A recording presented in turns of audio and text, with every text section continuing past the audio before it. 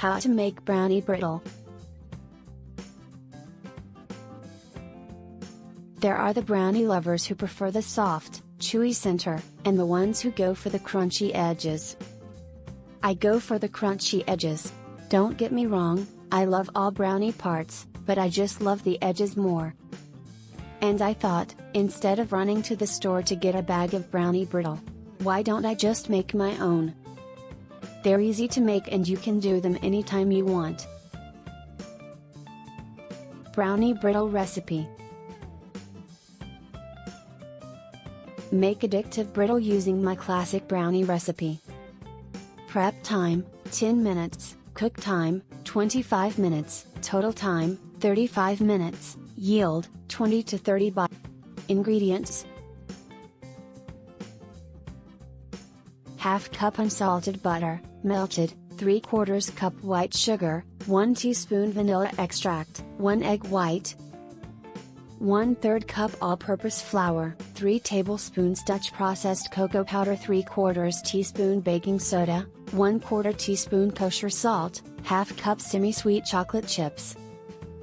Instructions. Step 1. Preheat the oven.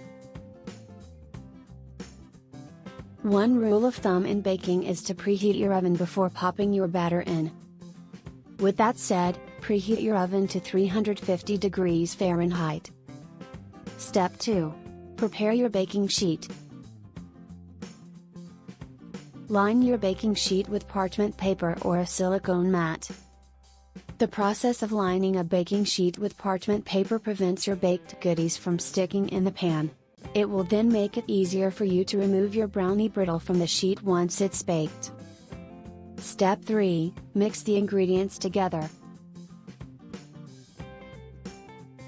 Start by combining the butter, sugar, and vanilla in a large bowl. Mix it well. Once everything is well incorporated, add in the egg white and mix again. Sift all dry ingredients before adding it to the butter mixture. Combine with butter, and mix until you get a smooth texture. This normally takes about 1 minute. If there are still lumps after a minute of mixing, mix a little bit more. Step 4. Pour the batter on the baking sheet. Get your prepared baking sheet and pour your brownie batter. Spread the batter using a spatula. The crunch of your brownie brittle depends on how thin you spread it across the baking sheet. Not too thin, not too thick. Make it just enough to get the crisp you're looking for. Step 5. Bake the brownie batter. Pop the baking sheet in the oven for 15 minutes. Remove the baking sheet from the oven, and sprinkle with semi-sweet chocolate chips. Bake for another 7 to 10 minutes. It's important not to put the chocolate chips initially with the batter because they will melt, and then disappear. Step 6. Cut into pieces.